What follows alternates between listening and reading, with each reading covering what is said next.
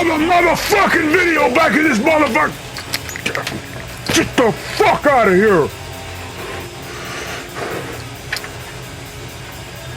Oh, motherfucker.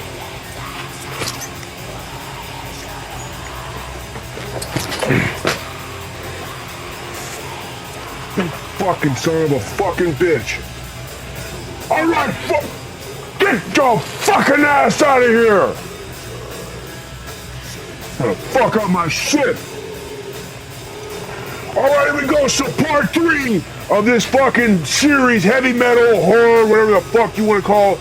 We did 3 episodes, whatever. I could do fucking 20 of these because there's so much shit to cover. I know that the other 2 videos, a lot of people commented, oh, you cool list, but you should have added this and this.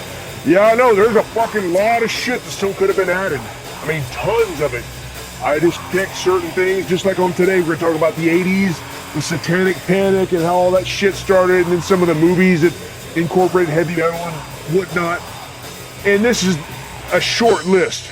There is so much other fucking shit I can do. I know when I post this motherfucking video, people are going to be commenting, oh, you didn't put this on here. You didn't put, yeah, I know. I'm not doing this little motherfucking video for 3 goddamn hours. So yeah, but if you know some cool shit, post it in the comments. So I'm just talking shit though. Also, before I move on, Eddie at Realms of Metal, that fucking channel, I talked about them on one of the other ones. I want to do, go on his fucking channel and do a video here coming up pretty soon. So be on the lookout for that. He's got a fucking solid ass channel, Realms of Metal. But I'll have some updates on that once that gets posted. But look on that, check on, motherfucking, look out for that.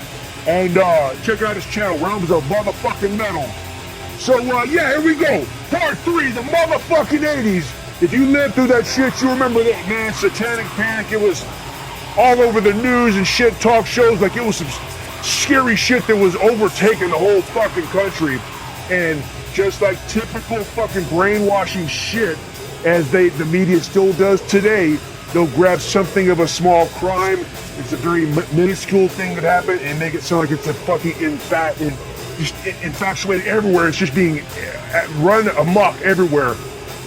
So, Edie lived during this time. You remember, I want to go back to 1980. I mean, of course, before this, there was the obsession with the occult and all this shit, movies and satanic, the Church of Satan. People were scared of that fucking shit and everything.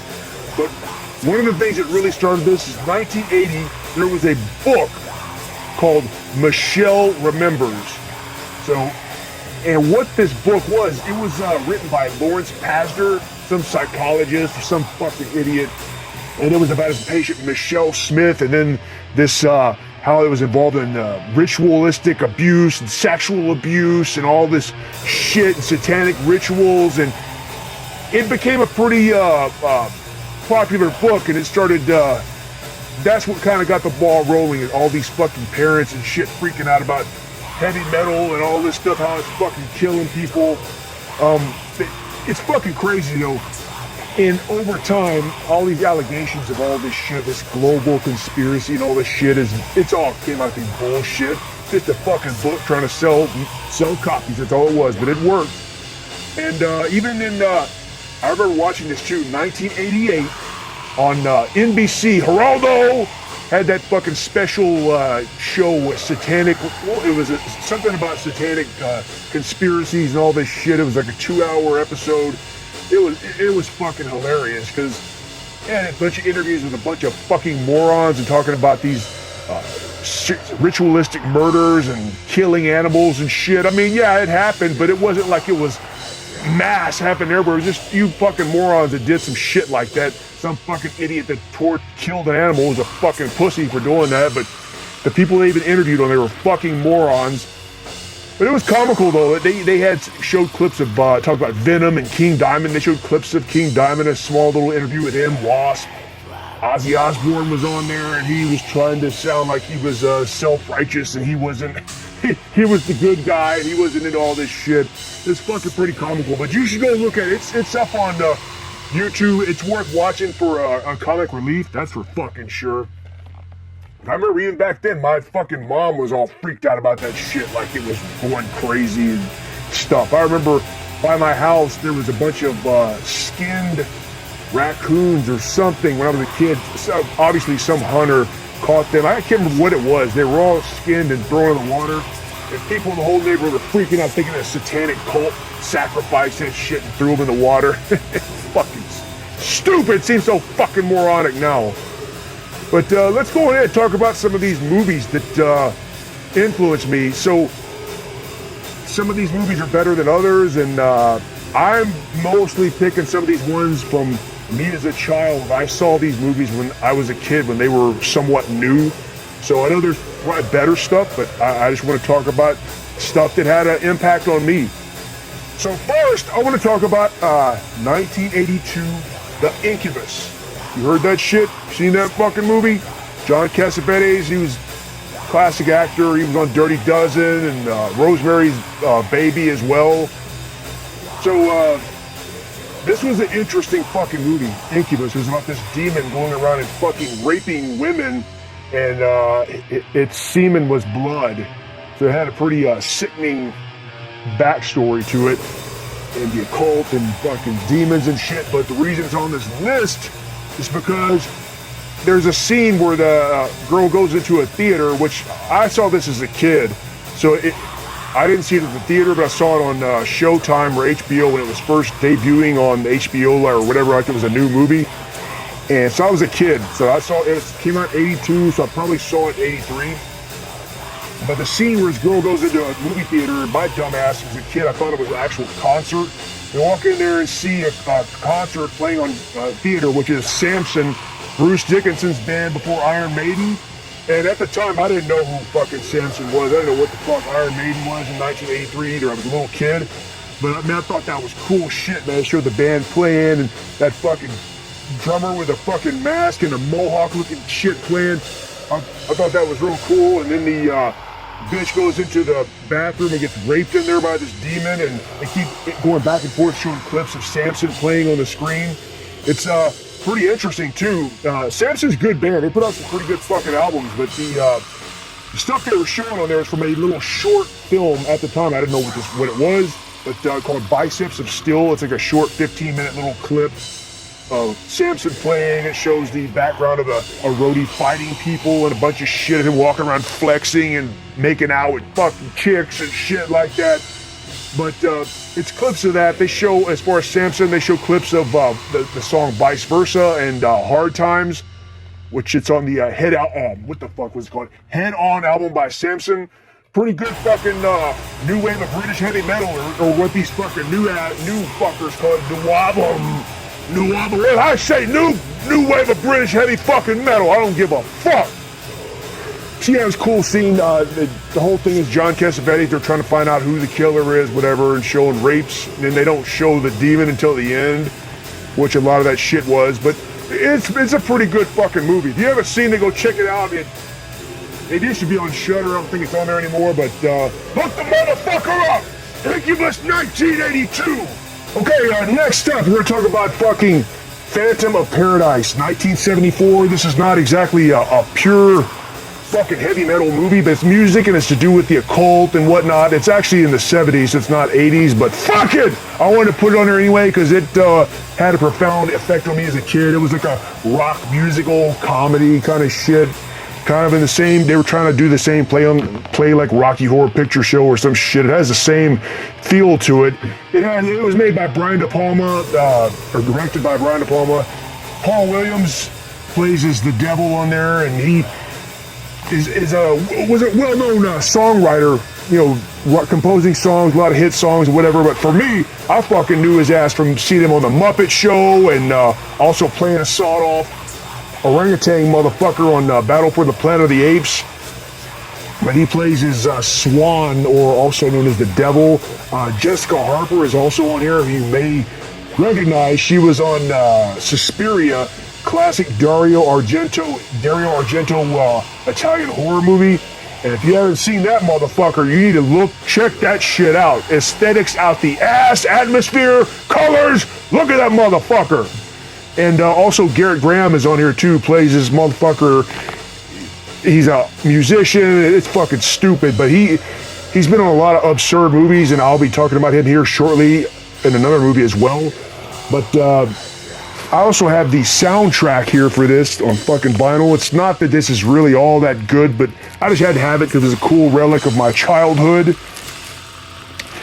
But basically what it is, there's a show house where they have concerts and stuff like that, performing arts. Swan is running that, and there's this guy there that's he's an aspiring singer or whatever, songwriter, and he wants to get on the performing bill or whatever the fuck. I can't remember exactly what the fuck it was. He tries to work with Swan, Paul Williams, and I can't remember. It's been so fucking long since I've seen this movie. I think he signs a pact with the devil first, or is that, I think, whatever the case happens, they try to work something out, and then the fucking guy that's becomes the Phantom gets hung up into a record pressing machine, gets all crunched up and fucked up, and it was pretty scarring to me. It's not, as a kid watching it, it's not like it was gory. It was more the sounds the crunching sounds, that guy screaming. It was pretty sickening. I mean, now I look at it, it's not shit now, but back then as a kid, it was pretty fucked up. But he gets burned up and fucked up, and then, of course, takes on the play of Phantom of the Opera kind of shit. He wears this mask. It's a metal-looking mask. It's kind of like a beak, kind of like a bird-looking shit. It's a cool outfit, though. And he starts killing motherfuckers in there. And there's a band playing there with that Garrett Graham scene. It's like a cheap heavy metal bullshit. He comes out there like Frankenstein, and he's attacking the crowd, picking people up and throwing them around. You tell it's a fucking dummy. It's some bullshit he's throwing them around. It's fake. And then the guitarists that corpse paint on and blades on the end of their guitars. They're stabbing the crowd. You know, it's a play on Kiss, obviously. It's 1974, so it's around that shit, that stuff, Alice Cooper, whatever. Is this mandatory watching? No, but it's a cool 70s relic, and it had a cool look. It's a kind of a cult classic now. So check it out. It's not fucking pure heavy metal, but it's in that same fucking realm. Now, moving on, next, The Dungeon Master, 1984. This movie here, why on here? Because a fucking wasp. 1984, I'm pretty certain this is when I first saw Wasp. I mean, I had heard about them, people talking about it in school or whatever. 1984, yeah, it was, shit. Yeah, I was a little fucking bloke back then, but Dungeon Master, produced by Charles Band, who went on to do all the Full Moon horror movies, which you probably know about all that shit. I can't even fucking remember, but yeah, a lot of the Full Moon shit's cool. Castle Freak, Demonic Toys, and all this shit like that. But made this movie, Dungeon Master. It's like an anthology. It's got a bunch of separate little stories, and it also has the star in there is Jeffrey Byron, who was in a couple of cheap-ass movies. I mean, he went on to being a star in soap operas and bullshit like that. But he stars Dungeon Master, and he was also in Metal Storm, Destruction of the Jared Sin, which Charles Band also produced that, which is a classic 3D fucked up movie with Jeffrey Byron, Richard Mall from Night Court, and also House and other shit. And it had a 3D piece to it. Also had Michael Preston on there from Road Warrior. Tim Thomerson from shitload of fucking underground and B movies and classic movies. Tim Thomerson, Doll Man, a bunch of other shit. But Metal Storm, Destruction of the Jared Sin, or Jarred Sin, however the fuck you say it. Good movie, but getting off the topic. Back to Dungeon Master. So Jeffrey Byron, besides being in this movie and Metal Storm, also about him, he was in the last episode of the original Twilight Zone series. Is episode 156. He was on the last one. It was called The Bewitching Pool. It was him and his sister. He was a little kid, and the parents were treating him like shits. He'd swim through the pool and go and come back out into another dimension or something. It was his nice old grandma taking care of the kids. It was probably one of my least favorite Twilight Zone movies. It was more like a family, kids kind of shit, but he was in the last fucking original series of Twilight Zone before it stopped. So anyway, back to fucking Dungeon Master. So there's several different stories. Demons of the Dead. One's called Heavy Metal, obviously, which has not Alice Cooper, Wasp. But there's several different little clips of movies. It's fucking good. It's worth watching. But the scene called Heavy Metal, where Jeffrey Byron goes into a Wasp concert, and just like typical shit in the 80s, it always had like heavy metal or punk rock places where people are just weird and hanging out like you're in some fucked up, weird ass place, which I've been in plenty of places like that in my life. And he goes on there, and then he started. Wasp has Blackie Lawless has this bitch up on the stage about to kill her, and he's acting totally absurd, pure cheese shit. And they start trying to fight Wasp, and they're attacking him with blades. It's hilarious shit. But if you haven't seen it, not Metal Storm. But if you haven't seen it, Dungeon Master in 1984.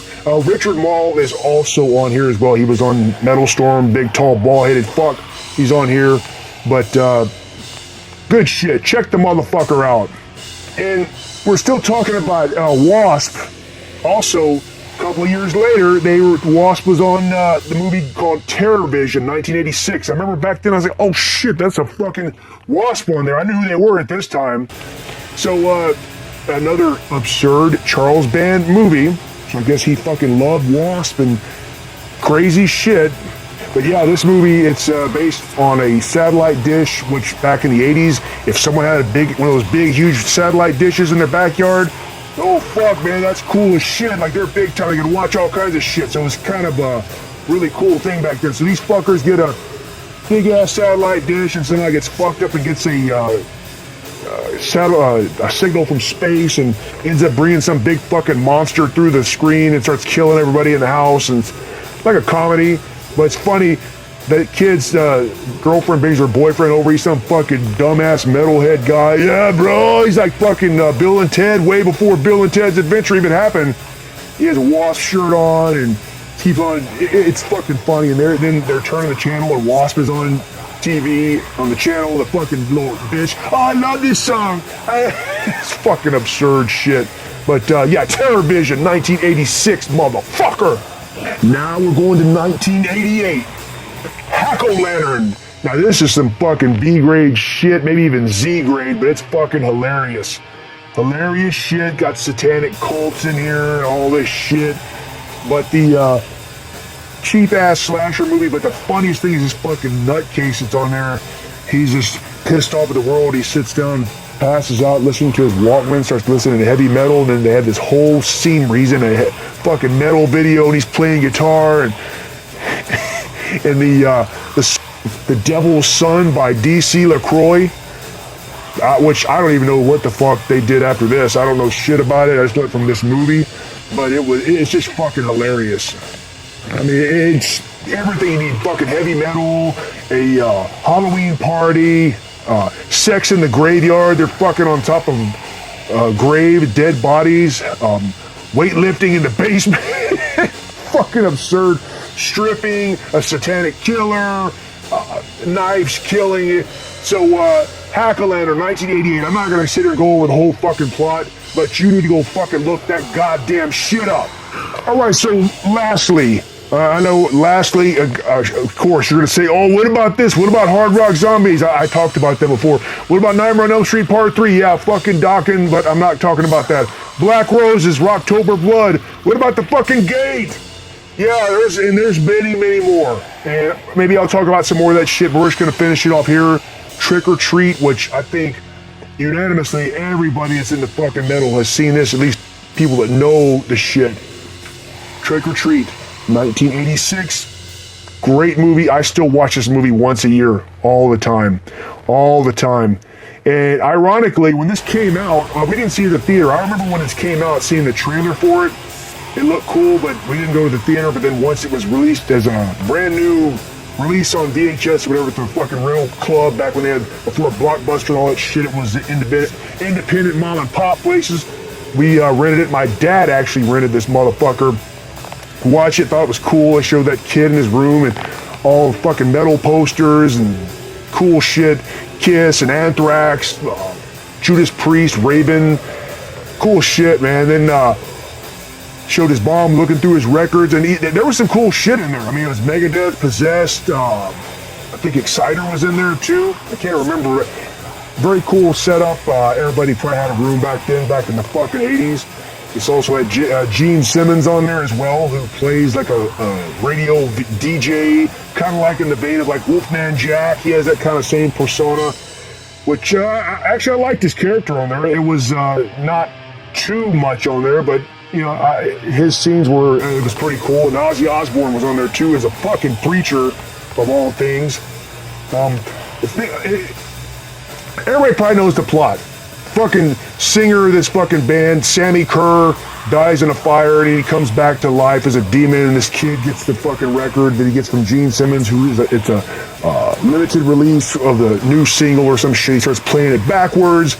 Sammy Kerr comes back and they show these fucking hilarious scenes of him in hell, and pretty fucking comical, but Sammy Kerr starts helping him and he starts fucking fighting back against the fucking bullies. You know, the typical shit in the 80s. The bully was always some fucking jock, blonde-headed guy, just like Karate Kid and all these movies. It was always the blonde-headed fucking jock asshole. Well, fuck that. I see more eye to eye with those motherfuckers, honestly.